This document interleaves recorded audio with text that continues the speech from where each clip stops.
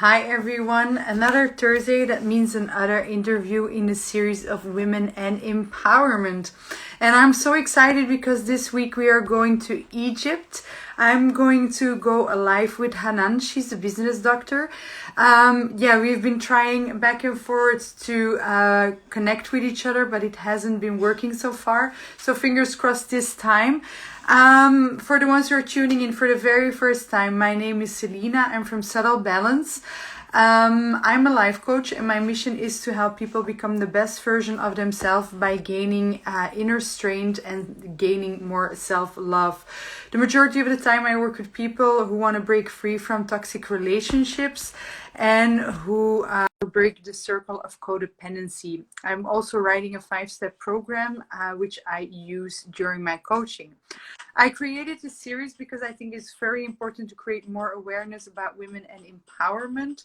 And I'm using Instagram as a social platform to talk with inspiring women from all over the world. So in a nutshell, today we are at interview 15 in the series. It's been quite a journey so far. So I hope it's still connecting, it's still pending, that it's possible to bring Hanan live. Hi, Hannah. Good evening. How are you? So happy to see you here. I don't know why it's not working. Hi, Teresa. Maybe, it's not working. That's, I don't know why or what's going wrong. No, she's unable to join. It's the same comment I'm getting every time. Let's see. For the ones who are tuning in, if you have any questions, do leave them in the comments below. We will gladly discuss them during the live, whether it's the coaching that I'm doing or the coaching that Oh, it's working. I see you. Yes. Okay, but now it's not very stable. Oh, hi.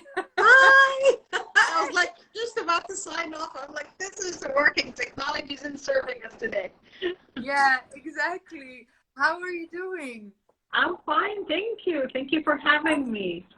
You're so welcome. So welcome. So I give a little quick introduction. I told him like you're a business doctor, but I'm going to give the word to you. Who are you and why is also women and empowerment so close to your heart? So I would say take it away. Okay, so I'm Hanan al-Basha. I'm an Egyptian, and my brand is the business doctor. And the reason is because I've got a doctorate degree in business, international business to be specific, and I also a certified health coach, and I'm an accredited SME consultant.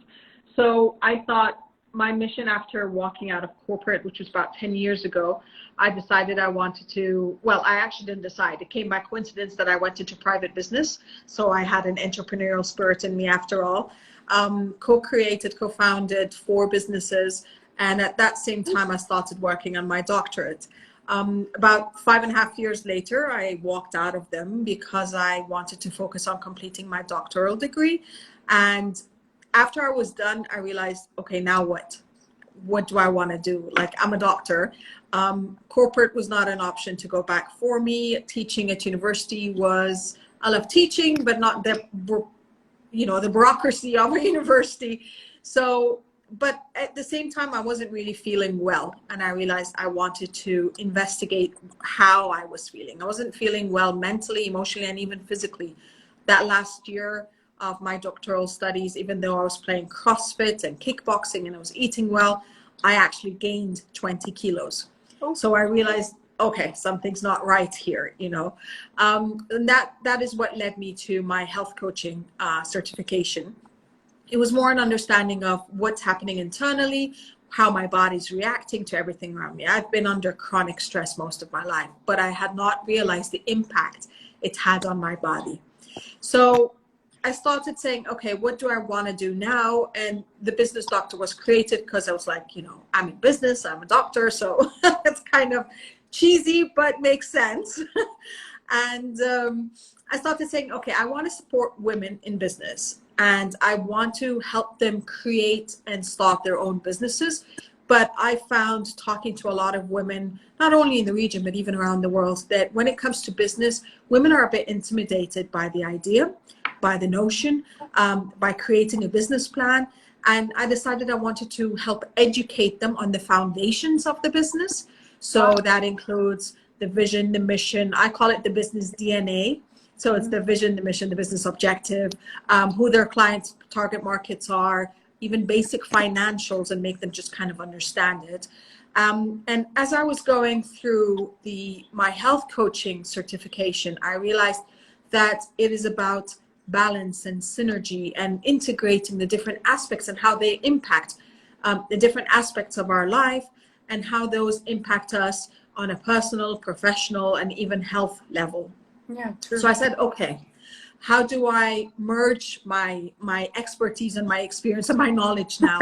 And I decided to not only support women who want to start their business, but also help them integrate that business into their life rather than the business take over their life. And I realized that was my culprit. That was where I had not understood that by managing my life and making sure that I'm also prioritizing my health in the middle, that would have made me a better business person. Mm-hmm, mm-hmm. Especially in an entrepreneurial world that is very challenging. And you're when you're an entrepreneur, it's not like when you're in corporate and you're an employee, where you have a task, you have responsibilities, you have a definition more or less, even if it's overwhelming. With the entrepreneurial world, you are everything to the business. True. This is your baby. So you have to, I was at the point for my business, it was, I'm the driver, I'm the marketing person, I'm the salesperson, I'm the HR, I'm the finance, all of this. So it is about that. But it is managing the overwhelm part, to making sure that whatever you are putting into the business is fruitful and is effective, and also what you're getting out of it. And then there came, as I was learning and I was being introduced to more people, more personalities that are talking about these topics, I started expanding my horizon too. So it started becoming about looking for fulfillment, looking at alignment, looking at things that I call it now seeking internal fulfillment rather and gratification versus external validation. Mm-hmm. Mm-hmm. And this kind of matured with me and kind of, that took me along the journey of women empowerment, and I became very passionate about it. Wow, that's very powerful and very inspiring, your story. And I recognize the part as well, because it's also your personal growth. You start your journey as an entrepreneur, you find your passion somewhere, but you bump into yourself a lot of times when you're on that path. So I understand, I recognize that part so well. Did you know from the beginning that you really wanted to work with women, or how did you grow into that idea? Not necessarily. When I first thought of like doing business, I thought, okay, when I walked out of the businesses, I thought, how can I be of most value? And I thought it could be a consulting role, it could be an advisory role, it could be something along those lines, like business coaching for people who want to start their business and have no business expertise before or experience or anything. And so I was open. I was thinking more like the business doctor first was with the tagline, if you want to start a business, fix a business, or grow a business, talk to the business doctor. So it was about that. It was about helping people kind of manage their vision and understand that they need to have a vision and they need to have a strategy moving forward. So I wasn't really just targeting on women, and I wasn't just targeting startups. I was targeting small and medium enterprises, which I had realized in retrospect that had been most of my 20 plus years experience has been with SMEs, has been with startups in that sense. I only worked for one large as in 500 plus employees corporation in over 22 years. Other than that, it was always small and medium enterprises. And I found there's a huge challenge in it, and it's usually about, you get the excitement, there's the big boom, there's the growth, and then it falls flat.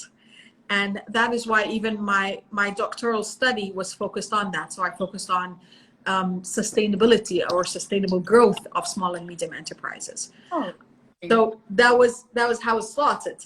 But as I was, talking and communicating and networking, I realized that women have an entrepreneurial spirit within them that is just untapped because of the intimidation. You know, Tony Robbins talks about the fear of failure or fear of judgment, and both are very strong because we've been conditioned that way. We'll be judged whatever we do anyway. And there's this what if, you know, I'll be ridiculed, or I won't be able to retain myself, or I don't have the money, or I don't have the support, or whatever it is. And this got me excited to support women in that sense. It was about, okay, you know, you can do this. And I started then analyzing further and further, what are the components that people need? We usually always immediately, the first thought that comes to our mind when we say about, I want to start my business and resources, they think money. And I realized, yeah, money is definitely an aspect, but it's not the only aspect. You've got, I call them your other resources as an entrepreneur or a startup. You have your knowledge and experience. So it's put them together. It's experiential knowledge, which is really important. You've got your time and you've got your energy. And these are actually resources that you can tap into and you can capitalize on. So then that in alignment, then you say, okay, how can this align with your values and your life? You don't have to build the next $1 million business. No. You can build the next entertain me for 2 hours a day business and still be fulfilled. You know, this is like the kids are in school and I have 2 hours a day and I want to do something. There's something I'm passionate about. And this is the kind of thing that I started advocating for, and I started promoting, and I started helping people kind of align their visions along the line. So it's not just about the intimidation of, if I'm not Oprah, then I'm not successful. True. Yeah. And then the other aspect came with it then, what is success? How do you define success? We have been, again, conditioned as per societal standards that success are big things. It is the money, it is the title, it is the house, it is the car, it's all those things. But in essence, when I came back after earning my doctorate degree, I did not feel worthy. I did not feel successful. And I felt intimidated by everyone else, even though if you read my CV, and this is how a coach told me first, he's like, your CV is impressive. And I'm like, really? I was like, I'm still doing this other certification, you know? And he's like, what are you talking about? Like, you were using this sentence over and over again, not good enough, not good enough. And I realized, oh my God, it was a revelation for me, you know, like Oprah's aha moments. It's like, I don't feel good enough. Yeah, you're not aware of those things, and the way exactly. you speak to yourself, you think like it's so normal to speak to yourself. And I recognize the part as well. Okay, you have your degree, but I should do this and I should do that. And when I can master all those things, then I will be a coach. But you have so much experience already that you don't use, or you don't value it in a certain way. So that's true. Yeah, true. That is it. So that's when I started saying, okay, so how do I define my success? What are my success parameters? And accordingly, I started analyzing them, and I realized they're completely different from what society has been telling me for 40 years. I was like, okay, I have to stop here and I have to start feeling worthy, but that's not easy. I mean, I know we keep the propaganda around us now, and everyone's talking about, you know, you're worthy, you're amazing, and all of that. But what does it mean again? How subjective is this? And I started then starting that journey of self-discovery, of self-love, of self-worth, and appreciating me on so many levels. But also I realized that I can't appreciate me without giving as well. So that's when I started saying, I want to give. I didn't say, but I felt I want to give. I'm abundant. I'm abundant in the knowledge. I might not be abundant financially, but my knowledge is abundant. My love and care is abundant. And these are things I'm abundant in, and I can share, and they're not taking away from me, from my well of knowledge. Like if I share something with you and tell you how to create a business plan, that doesn't mean, even if if you take the template and go and do it, that still does not mean that you have me. You have my 40 years, you have my 20 years or 25 years of experience. You have all of that, you know. So these are all elements and fundamental truths that I had to keep shifting. And it's been nearly, well, over 2.5 years now that I've been on this journey. But it is It is a day by day thing. There are days I feel the dip. I'm like, oh, again, you know, no one signed up for my course, that kind of thing. But then I pick myself up again and I say, okay, it's not that it's not valuable. It's just like I need a different approach, or I need to amend something, or maybe they don't need this now. Maybe they're not ready for it now. Let me rephrase and reframe and do all of that. So it is a journey and it needs time, but it starts with the awareness, and the awareness could come with just a moment of reflection. The awareness can come with a traumatizing event that's like, oh my God, I'm no longer. It can come with a lot of anger.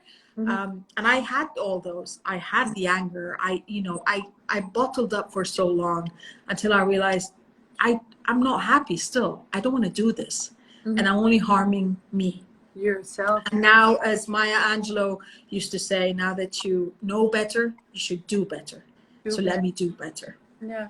That's also a part of sabotaging yourself, if I understand it correctly. That's also something you bump into the process. I think that was for me at a certain point. And also the part of failure, what you mentioned before, like Tony Robbins, he's failing forward and talking about it is so important. But even in society, we build that image like success. This is success, and we're all striving for the same. But yet it is so individual, because what that means to you, it might be something completely different for me. So, and we all focus on one target, and we're all going that direction without creating the awareness, without even thinking about, is this actually what I want? Is this the path for me? Is this my journey? Or am I just following a global vision of something? And I think it's so important when you start creating your own business is to stand still, like, who am I and what do I have to give to the world? What am I giving? What is my talent, and how can I contribute? Or what is my passion? What stirs my soul? And then start building your business plan and everything around it. So that is exactly it. That is in essence it. And that's what I kept advocating for. So as I was shifting and I was evolving, my mission evolved with me. So it became, so now I started then referring to myself as a business and mindset coach, because I realized that mindset was such an important ingredient that I did not have when I was even going through my entrepreneurial journey, or when I was going through my doctoral journey, or I was going through my life. I was doing it to satisfy, I call it the checklist. So I was checking off as per, whoever is around me that expected something of me. So I was just fulfilling others' expectations of me. But then I started realizing, what are my expectations? And the part you said also about embracing the failure, I don't, and now I'm like, I don't use the word fail anymore. I realized that everything I went through became a lesson. So for me, it became a learning stepping stone. I went through it. Now I go back, I analyze it, and I extract what I learned out of it. So I don't hold on to the feelings of negativity. And more importantly, I found, and Brené Brown talks a lot about the vulnerability and the shame and the guilt and all of that. And I realized that the more I embrace my vulnerability, the more and I expose it to myself and to my audience, the more I'm actually empowering me, and I'm empowering the others to understand that by embracing this, by embracing our humanness and our judgments and our decisions and whatever we had made at that point in time, that in essence gives us a major push forward. Yes, that's true. I'm a huge fan of Brené Brown. That's for sure. I'm gonna say hi, Girl Life. Yes, Girl Life. She's here. Hi, thank you. Sorry. No, and I listen to our podcast as well. And it's also when you start something new, the part of failure, that's something that goes hand in hand. When we try new things, failing is one of those things. She's saying that resonates with me, learning from what I went through. Yes, that's so powerful. And actually, if you are like connecting the dots afterwards, we can only be grateful for everything that has come our path, our way, because we learn. Everything is an experience, whether it's people, whether it's events or situation. We always learn. And the part about failing, I'm going to keep that in mind, because sometimes, especially when I do something new, I wrote a post about it today, and about performance anxiety, because I'm coming from a home and I always had to do my best, and my best wasn't good enough. So Yes, yes, yes. wasn't an I know that. yeah, it was. Failing wasn't an option. So yeah, when you are young, you're always pushing you're pushing, and your best isn't good enough. So I struggled with that part for quite a while. And then what you say, showing yourself, being authentic, that was True. sometimes so difficult for me, because I was struggling with it, because I was thinking in myself, very rational, of course, how can I do it? How can I approach it? But being vulnerable isn't something that you do with your mind. It is something that you do No. with your gut feeling. So to make Yes. that shift, that was so, and even now, sometimes, to be very honest, I struggle with it. That's for sure. Let's see. But I'll be honest, at the moment, I was blindsided. I wanted to be right. The ego gets on the way. Yeah, that's also Yeah. part of ego Yeah. comes in. That's so But true. that is actually the point. I mean, after I walked out of my businesses, of the last two of the four businesses that I built, I actually I held on to the anger for 2 years, believing that I failed myself, that I felt, that I couldn't do it. I couldn't create the businesses I had envisioned. And I was angry at my partner. I was angry Mhm. until that is also the part where I realized I did not do anything wrong. And Yeah. every element, every experience, positive or negative, that I had gone through building those businesses from scratch and creating something that was not there, actually made me who I am today. Mhm. So I can't be today the same person who advocates for women empowerment, who advocates building your own success parameters, building your own life, as in the version of what you want out of it, hadn't I gone through all these experiences. True. And this exactly. So I had to let go. I found myself letting go Mhm. of the anger, of the judgment, of the ego that came along with it. True. And I made peace with it. And I'm like, okay, now that I've made peace with it, what can I extract out of it? No, And I extracted some lessons. I'm not saying that, I still went beyond that. I still went through experiences of the initial clients, that made me feel unworthy, that asked for the discount, and I gave it to them just because I thought I'm not worthy enough of yeah. my rates, whatever it is. So I had to learn through each of these experiences. And now I keep going back and reflecting on them and extracting lessons and sharing those lessons. And I find that a lot of people resonate, because they're going, as you said, you're going through the same thing. We've mostly, and that's why I love when I talk about women empowerment, I'm not just saying Egyptian women or women in the Middle East or something. I say women around the world, because generally speaking, a good 80 to 90% of our conditioning is very similar. Yeah. No. And we've been conditioned the same way.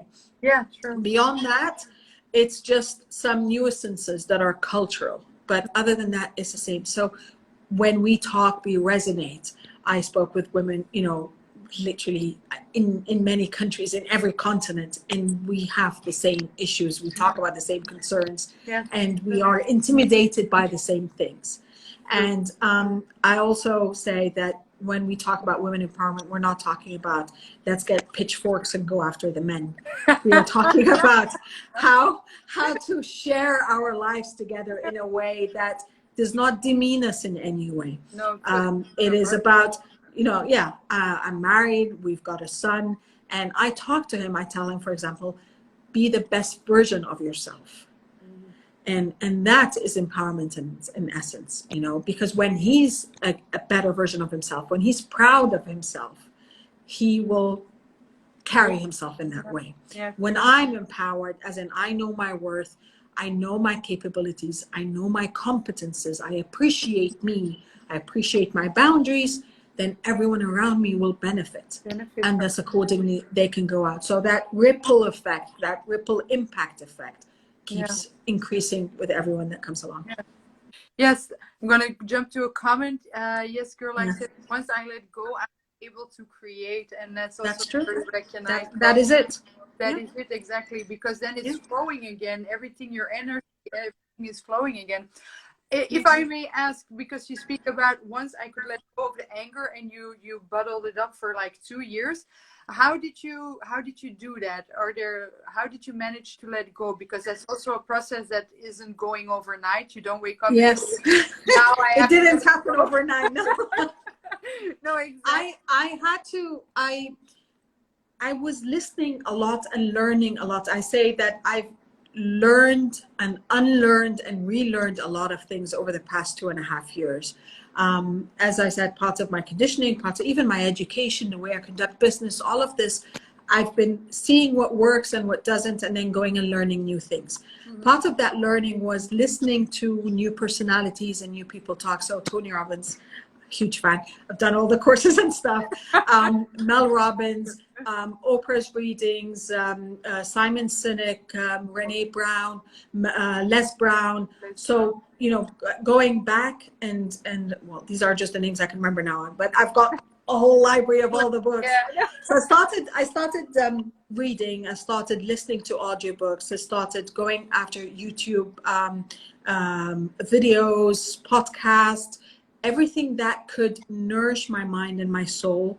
And just in essence, kind of, I started doing very small mindset switches every day.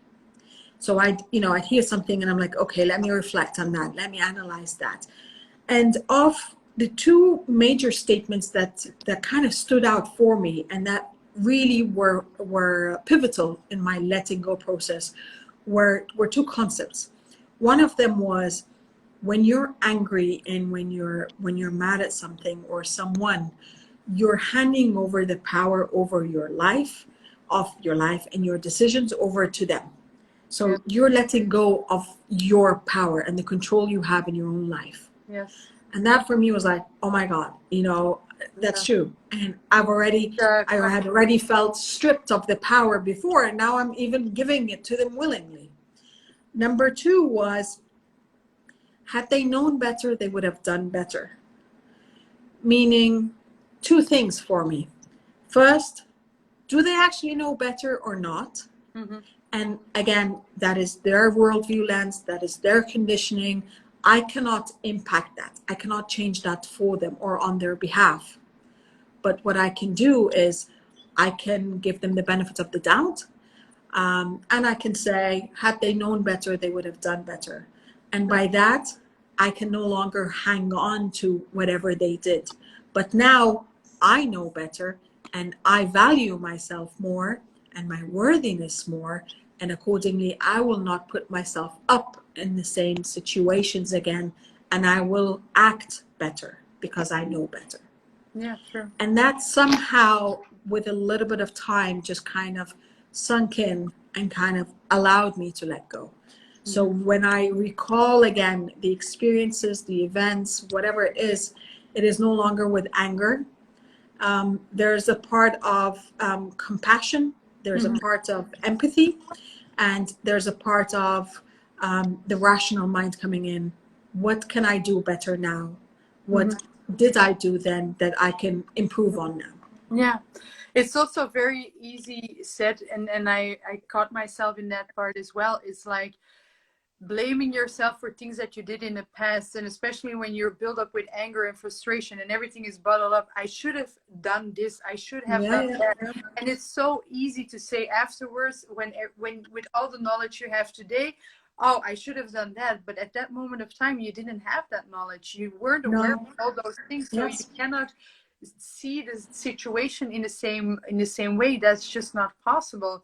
And I also think we're sometimes, but then we're coming back to the part failure, success, society, we're very hard on ourselves because we have that vision we have to achieve, and that's what we're going for. You see a comment coming. I see some people tuning in. If you have questions about the things that we're talking about, leave them in the comments. And yes, Girl Life says that's something I'm working on, not giving my power away. That's exactly. And that's not something easy peasy. We say it like it's nothing. It's like self-love nowadays. We have to have more self-love. We have to create more awareness. But those are concepts that we take like it's very light, but it's not very light. And especially giving your power away or setting your boundaries is a very, it's a process. And that's true. Yeah. It's not impossible. It's doable. Mm-hmm. That's the point. It's not easy, Mm-hmm. but it's doable. And it's just kind of like training your muscles when you go and you start working out and you train and stuff. Mm-hmm. It is a muscle. Your mindset is a muscle that needs training. Your mindset needs amendments. It needs shifts, and it's not a foolproof strategy.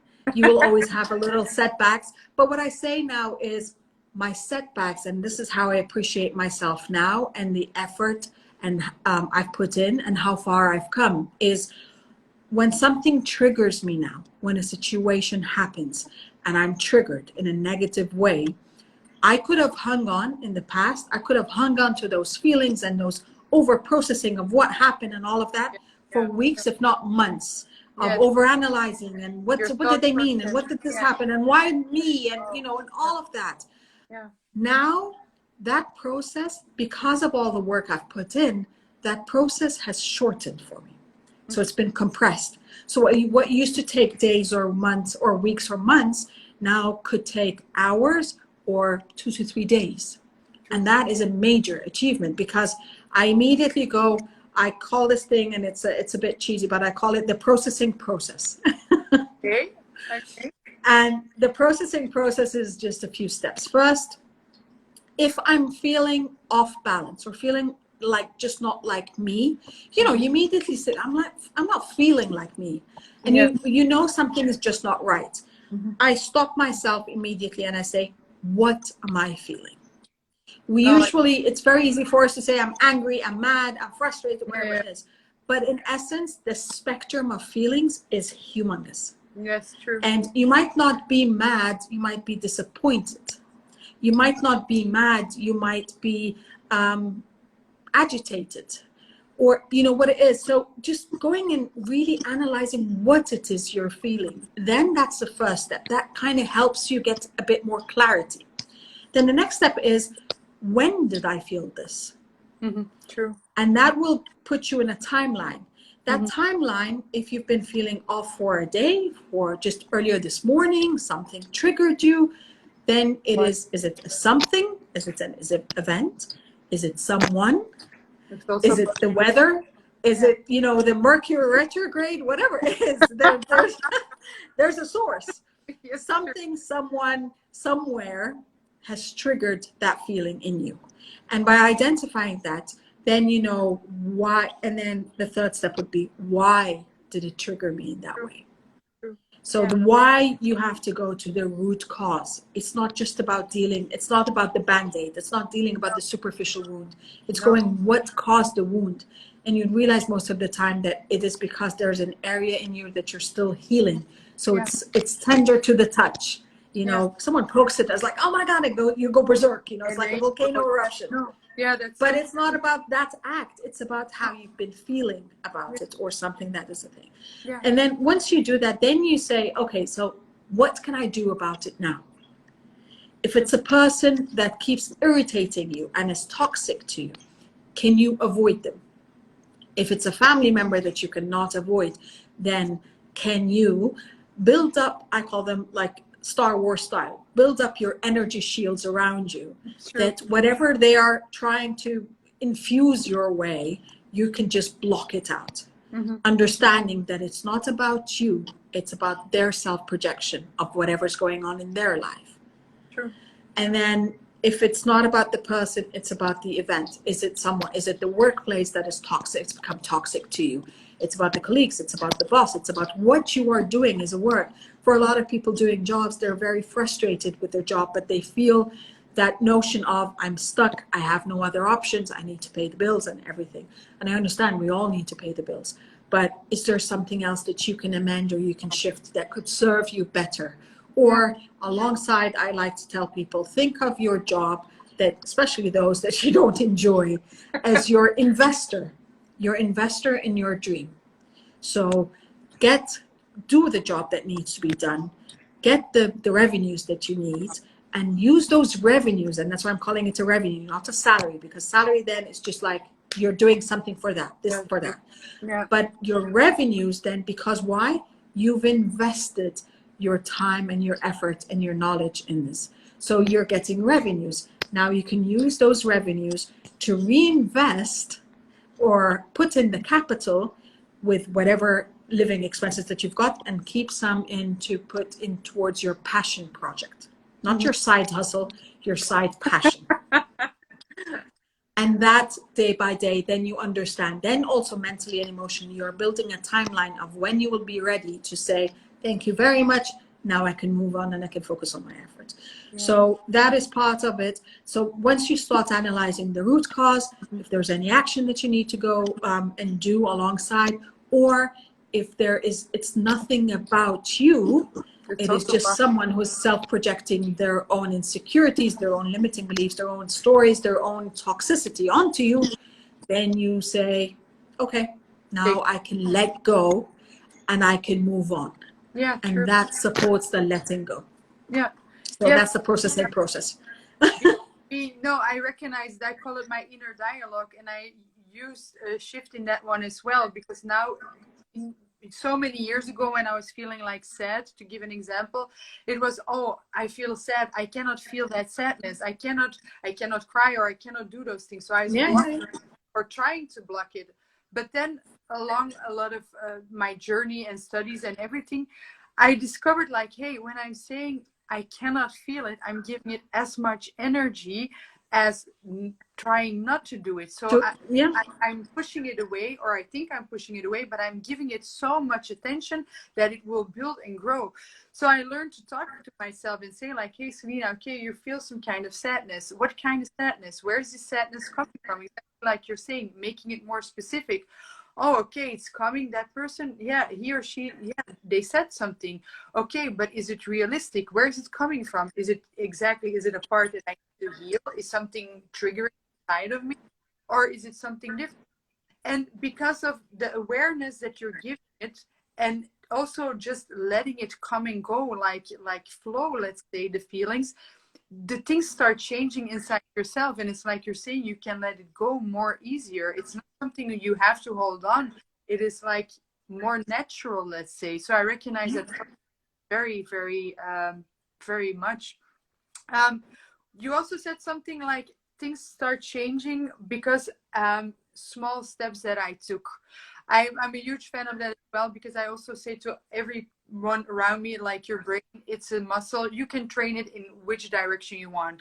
So you have to train it by doing little small steps on a constant base. What were for you like life changers, if we speak about small steps, doing it constant, on a regular basis? Wow. It was about my self-talk. Mm-hmm. Amending and shifting my self-talk. I was such a negative self-talker. Like, anything happens and I immediately start doubting myself. Exactly. Start doubting myself. I start saying, I'm naive. That was stupid. It's all these things that we keep telling ourselves. And listening to Mel Robbins, she did this kind of free not challenge, but it was kind of a free training. And it was called Mindset Reset. And she did it, I think, about 2 years ago. And I listened to it. I listened to the lessons. I've listened to her audiobooks and, the 5-second rule and all of that.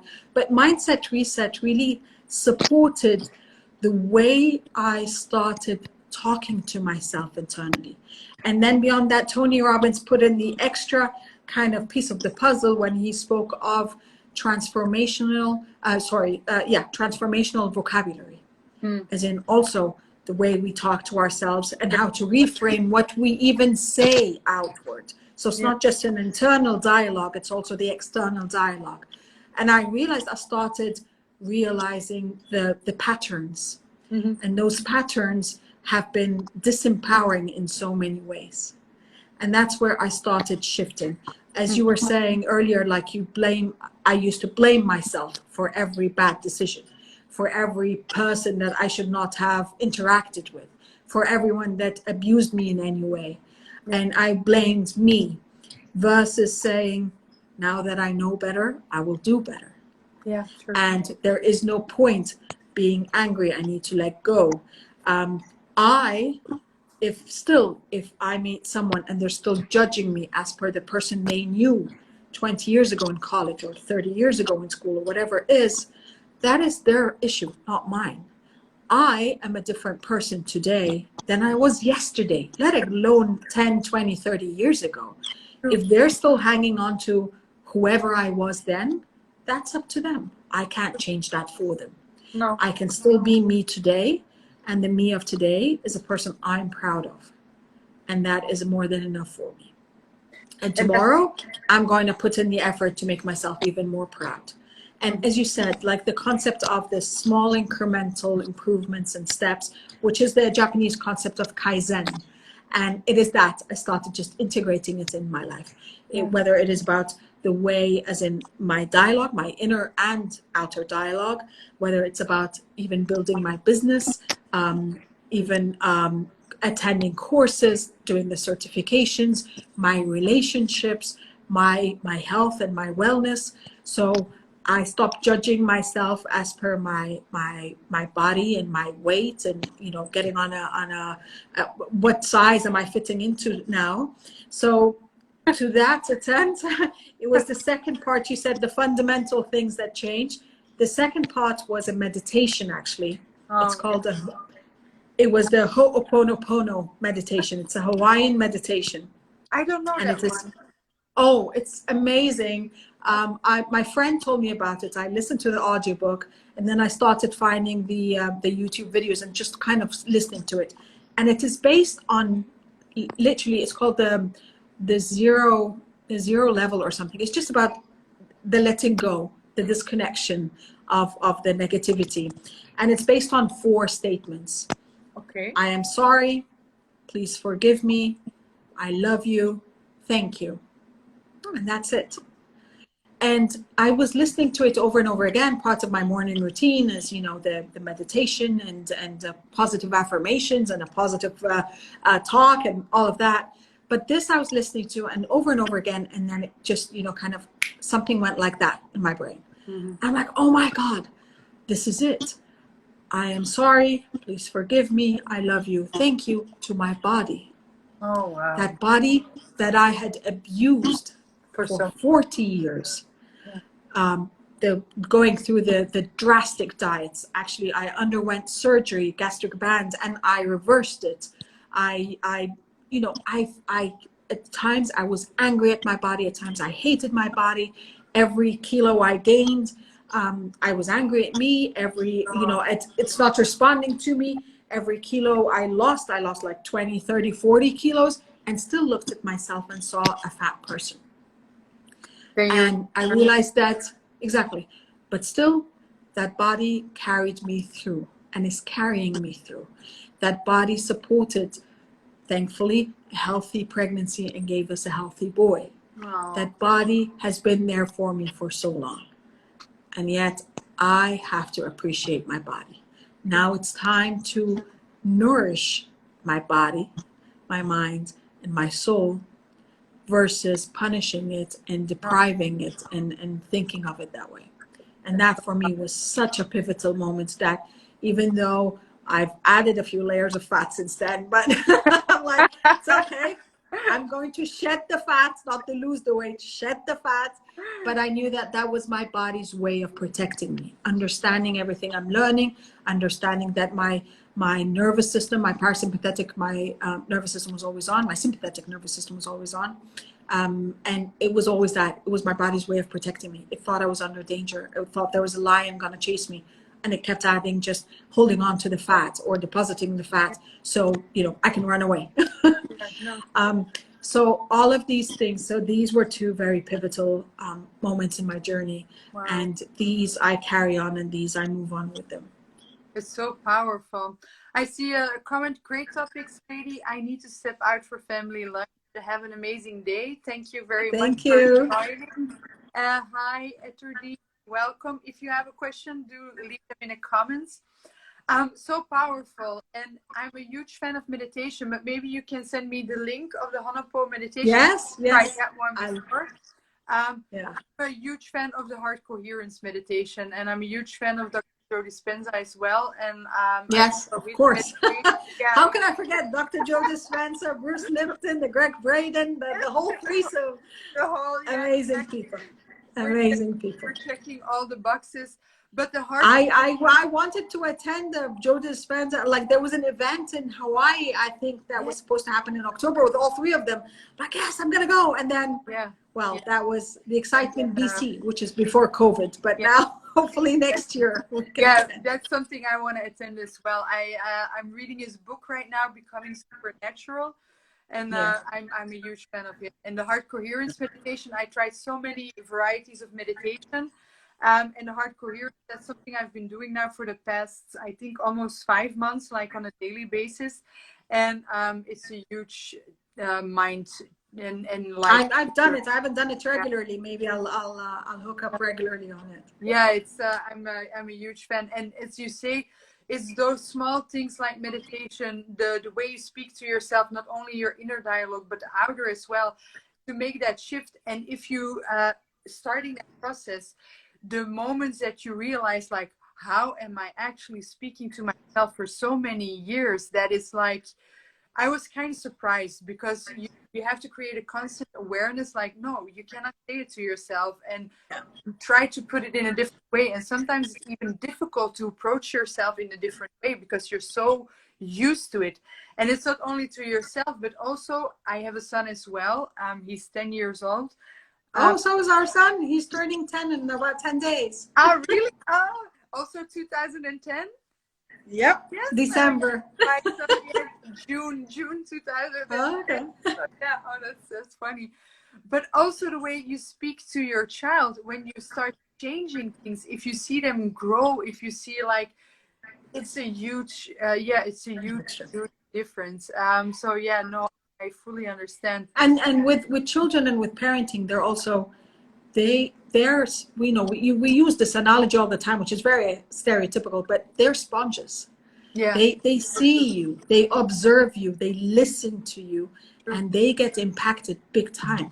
So there were times that, for example, I'll be saying, he'll pass, and I'm reading the book about mindset for Dr. Carol Dweck, and I'm like, he said, what's mindset? And I start explaining to him about fixed mindset versus growth mindset. This is how the way, and then he'll be okay. And I try to, of course, simplify the terms for him and the concepts. And then he goes off, and then he comes back, and he's like, so my studies, if I'm doing this subject, I'm like, well, what do you think? What kind of mindset do I have? And I'm like, well, you're approaching it with a fixed mindset, because you're saying, I'm not good at it, I don't want to work it. And he's okay, and then he nods and leaves, and then comes back like a couple of days later, and he's done something that he's worked a bit harder. He's like, growth mindset. I'm like, exactly, thank you.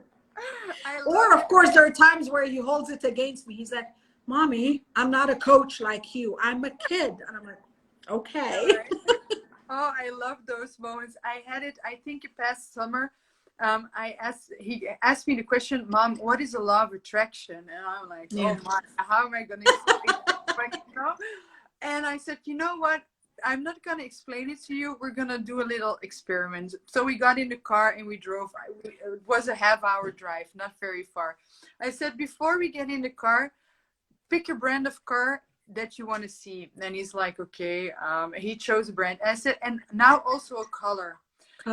So he chose a color and a brand of a car. I said, okay, we're going to start driving now. You're going to count all the cars that you see. And he's like, what kind of foolish game is this, Mom?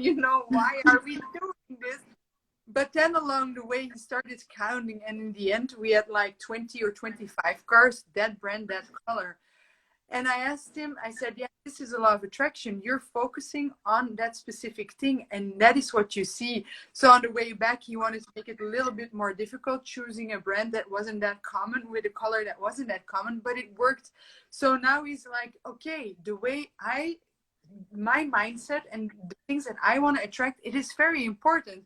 So sometimes we have those talks as well. Yeah, it's the reticular activating system in the brain. Yeah, so that's how you start seeing, which is beautiful, because, and that is the thing, Selina, that by putting in these seeds in the children now, then they will grow to understand. He understands now. I'm like, make yourself proud, become the best version of yourself, when you are putting in the effort, knowing. He's like, what if, for example, if it's a test or, you know, his report card or whatever, I'm like, knowing that you have put in your best effort, then we will not judge you. No, true. But know that you are doing the best that you can. Mm-hmm. And that is what we want you to carry along in life, because that is what's going to give you everything you want in life. Exactly. And you can become anything and anyone you want. Exactly. There are no limits. No, true. That's so he sees my vision board. He's like, Mommy, you're going to get these things, or you're going to do these things. I'm like, yep. So how much money are you going to give me? I'm like, trust me, you'll get to share. He's a little just let me focus on my vision board for now.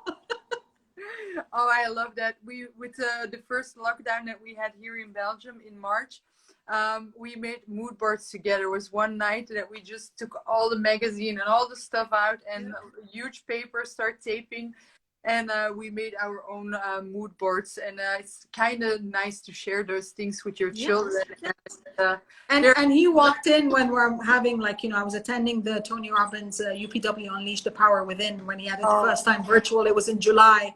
And as per my time, it was from 6 p.m. till about 6 a.m. And, you know, he'd come in and he'd see what I'm doing, and then he'd go, and then he slept, and then he woke up again. He's like, "You're still awake?" I'm like, "Yeah, we're finishing up now," and stuff. But why are you doing this? He's like, "Why are you still doing this? You've got all your certificates. You've done all the studies." I'm like, "Because I'm improving myself. There's always something I can hear, something I can learn, something that could make me a better version of myself." Exactly. Oh, so recognizable. He's also asking me, "Why are you still studying, Mom? Why are you reading all those books? Why?" And then also saying, like, life is a constant journey of learning. You even now you're still learning. In 10 years, 20 years, it's every day learning new things, and it's so powerful to do that, the possibility of learning. So we're almost going to the end. I think we have like about 8 minutes if I counted well. So if you have questions, do leave them. Now is the moment. So if we sum it up, I think women and empowerment, I think it's important that we empower ourselves first before we start empowering other people. One of the questions that I tend to get... Sorry, Selina, I'm going to stop you there. We need to work on this. It's a parallel, coherent journey. Mm-hmm. So it's, yes, we're empowering ourselves, but as we are empowering ourselves, we can empower others. Because if you say we need to empower ourselves first before doing that, that means that you reach a point of empowerment. Mm-hmm. There is no end goal here. No. It's every day you're growing and you're evolving, but as you're sharing with the others, and that it then becomes a collective journey of growth and evolution. True. No, that's so true. Exactly. There's no ceiling when we speak about empowerment or learning about yourself. No. And evolvement and improvement and all of that. Yeah, true. One of the last questions that I tend to ask in my life is, what would you tell your 13-year-old self with all the knowledge that you have today? Don't let yourself down. Oh, that's beautiful, and that's so beautiful. Don't be the one to let yourself down, because I believe that I was talking to I was doing a podcast, and it was a young gentleman, and he was like, you know, because this, and he was talking negatively about himself, and I'm like, time out, stop it now. And he was like, what? I'm like, okay, I'm sorry, I'm gonna put the coach hat on and stuff. I'm like, don't put yourself down, because the world is going to do that for you. Yep. So I would have told myself then not to put me down, because of course, now again, I can't change what happened, and I've made peace with my journey, because that journey has made me who I am today. But, you know, I would not have put myself down. Mm-hmm. I would have stood up for my worth. I would have stood up for my value. I would have stood up for my femininity in a way that is empowering, and not feel at any point in time that being a girl, being a woman, means I'm less in any way. Oh, yeah. You're beautiful. Nicely I said. understand my limitations. I understand my capabilities. And yes, I might not be as strong as a man. I'm stronger than some, I'm sure. But you know, but physically or mentally or emotionally or whatever. But everything about me makes me who I am. And I embrace it with an open heart now. Oh, that's so beautiful. So not to judge myself by that. No, that's very beautiful. I see one last question coming in. We have like about 4 minutes, if I'm right. How do we empower ourselves when we have kids and have so many things to do nowadays? Good Yes. question. I think we I can. say I've had this question a lot, and I get the because like I don't have time to breathe even. I'm like, yes, I understand. I've been there, I've done that, and I've nearly turned myself literally to. I went to the hospital, and the doctor wanted to hospitalize me. I'm like, I can't even afford the luxury of staying in the hospital. I have my son at home, and I have my work, and I, you know, and all of that. Yeah. I say again, back to the Kaizen principle of small incremental steps. Start with 3 minutes a day. Give yourself 3 minutes a day of breathing, of looking out the window in peace, of taking a longer shower, of finding a corner where when the kids are asleep or whatever it is, or before bedtime or as soon as you wake up, find the time that works for you. I was just saying the other day, I'm not a 5 a.m. kind of person. I have to wake up before I tried and I felt guilty about it because I can't do it. I don't wake up before the sun. But if you wake up before the sun, good for you. If you sleep past midnight, good for you. Whatever works for you. Find 3 minutes. Breathe. Yeah. Take deep breaths. And just those 3 minutes, you will find by default, they do you a lot of good.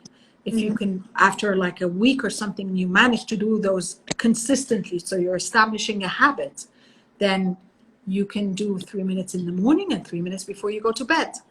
And then those could be extended. And then you can start finding the serenity and the peace and the clarity that you have, that whatever you are doing, do it with mindfulness, which means put your energy and your focus on whatever you are doing in the here and the now. If you're at work, you're working. You can't keep worrying about what the kids are doing and if they're and everything else. Why? Because then you're unproductive, and then you will feel overwhelmed because then you still things that have to be done. If you're cooking, you're cooking. You can be cooking, and this, as Tony Robbins calls it, this is net time, no extra time. So if you're cooking, you can be listening to music. I like to listen to music as I'm cooking. I like to listen to an audiobook if you know there isn't a lot of noise around me. So you could be doing something else that is nourishing you as well as you are doing it. When you're dinner time, kids time, family time, be in it.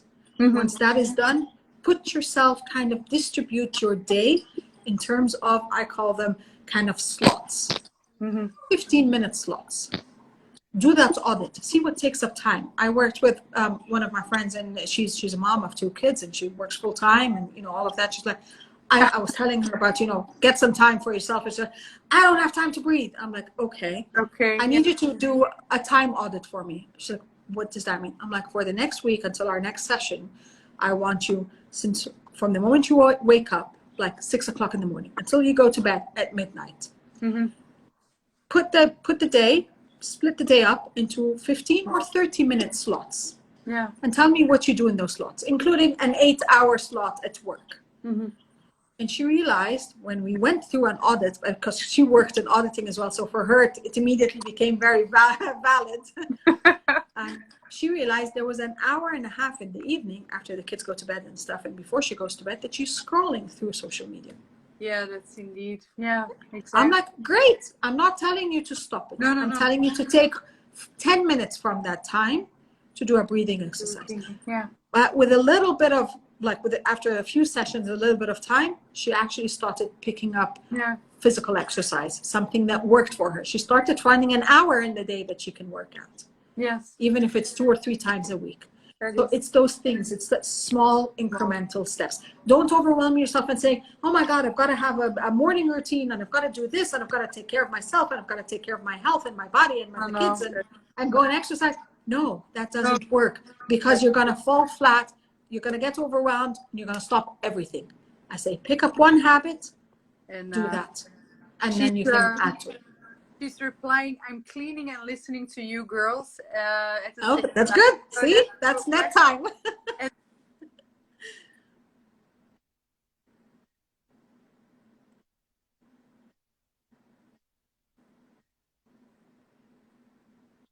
Wait, I lost you there.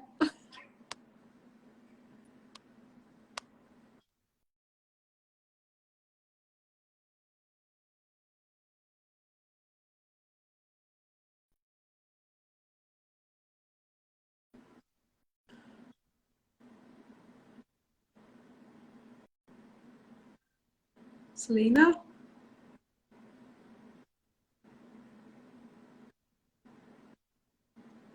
No.